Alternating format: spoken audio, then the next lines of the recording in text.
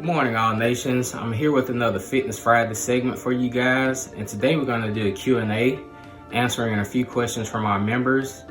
We're going to answer them to the best of our ability, as in depth as possible with the time allotted. And if you have any more questions, feel free to link them down below or send them to the media page at the church, and we'll have them on our next Q&A. Hope you enjoy. So our first question is, how does juicing aid in better overall health? What are good juicers? And do you have ideas for recipes for juicing? Is juicing a necessity? First off, how does juicing aid in overall health? Typically with juicing, you're going to use a lot of vegetables and fruits that have a lot of multi-minerals and vitamins in it that typically most people may not get from their diets because they don't eat a diet rich in fruits and vegetables, or they don't take specific vitamins that they may be deficient in. So that's typically why juicing is deemed so healthy, because it's packed with minerals and vitamins that you may not get from eating a typical diet. Is juicing a necessity? No, it's not. Like I was just saying, if you eat a diet that's rich in fruits, vegetables that carry multi-minerals, or you take a super green supplement that typically may have everything you need in it, you can still get the benefits of juicing. Typically, you have a lot of people who steer you towards the idea of you have to juice to start a diet, you have to do a detox. FYI, most detoxes, cleanses, and juicing diets include magnesium, diuretics, and other herbs that just make you go to the bathroom. So the weights you typically use from those type diets is fecal matter and water weight. And typically, like a juicing diet, if a person just says, I'm gonna juice, you're drastically cutting your calories in half. So of course you're gonna lose weight because you basically cut your calories less than half, but you're getting a lot of volume from the vegetables. So it's gonna keep you fuller longer, but your calories are so low where you don't have a choice but to lose weight. But in the long run, once your calories get that low, there's nowhere to go but down. So I mean, in the perfect world, see what you're currently eating, set up a diet plan, do a minor deficit of maybe 20% of what you're currently eating. Start from there, make sure you have a well-balanced diet with water, lean proteins, vegetables, fruits. Even if you're plant-based, make sure you're still getting all three macronutrients, your protein, your fats, and your carbs. If you have any more questions on that particular question, shoot us a message and we'll get more in depth if we need to. All right, question number 2, is HRT safe?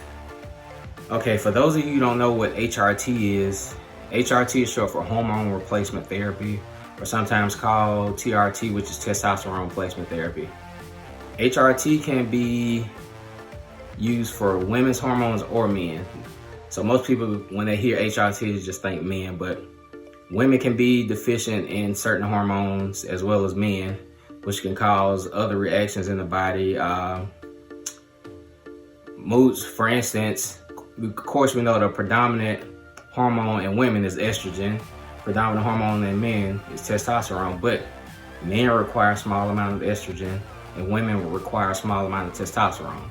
So if either one of those get out of whack, that's when you get issues with hormonal issues, you get issues with libido.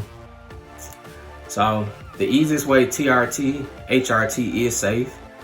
So women, get blood work from your gynecologist. Men, you can go to your urologist, get a full blood panel, and they'll go over your hormone levels, your vitamin deficiencies. You'll see your total hormone level. You'll see if you have an imbalance between testosterone and estrogen, because too high of estrogen in men or women is bad. Estrogen is like one of the biggest links of cancer. So most people look at TRT as thinking, oh, I'm going to be on steroids. No, it's just giving your body the hormone that it naturally has, and all you're doing is replacing that hormone. So there's so many ways that you can get hormone replacement therapy, but to start, you just need to go see your physician, get blood work done, and you can go from there. All right, guys, our last question of the day is, How can I get my spouse to enjoy working out?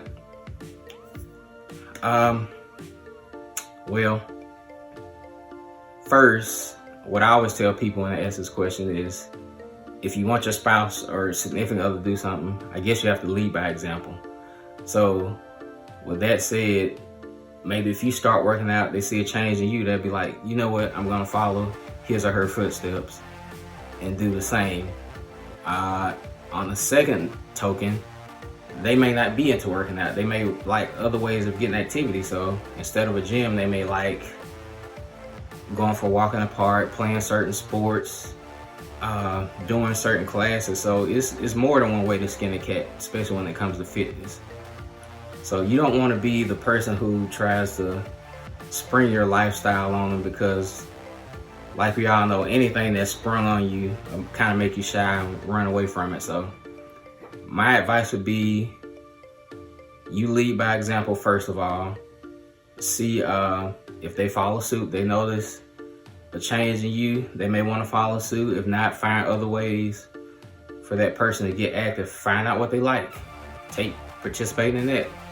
Third way could be, you can plan a date night around doing an activity or a gym or something. So I mean, there's so many ways to do it respectfully. Just find that common interest. Okay, thank you, All Nations. We've answered 3 questions for our Fitness Friday. We appreciate you guys tuning in. And again, if you have any questions, you can link them down below or send them to our media team.